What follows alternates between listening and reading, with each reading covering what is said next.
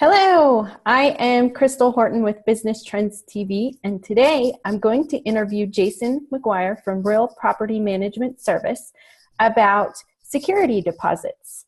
So, Jason, my first question for you is, how much is acceptable?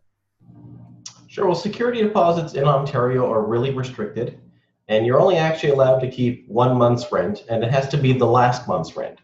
So the amount actually varies depending on your specific property and how much monthly rent you're charging a tenant. And it can never be more than that. Of course, it could always be less, but that would just be silly. That makes sense.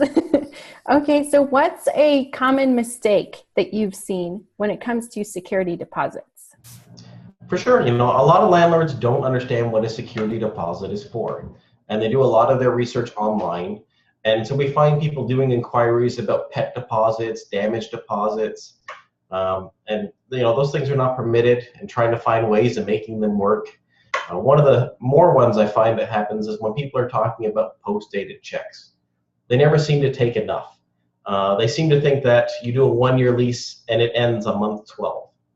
But it actually continues month to month, and you keep that last month's rent.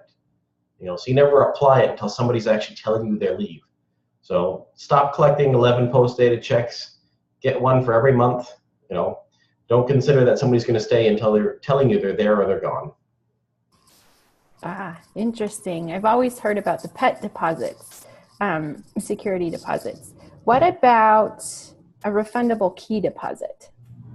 Yeah, so that's something else that's an exception as well. A lot of people don't use these, and they've become a lot more common these days, especially with condominiums. And so there are some restrictions. They can only be reasonably what the keys would cost you to replace. And the reason it's becoming more common with condominiums is that some of these fobs and these special remotes, sometimes they're in the hundreds of dollars. And if you have 2 or 3 sets of the tenants, sometimes you're out $300 or $400. So you want to make sure that these things are actually accurate to what they're going to cost you, because if they're ridiculous, you'll just be ordered to pay it back to the tenant, plus court costs, and it's not worth your time. Definitely not.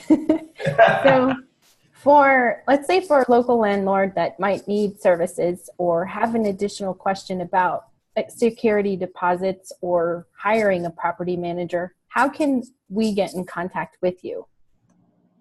A lot of people love to reach us through our website, rpmservice.ca, or send us an email or a phone call, 416-642-1404, or rpmservice.ca. That'll work.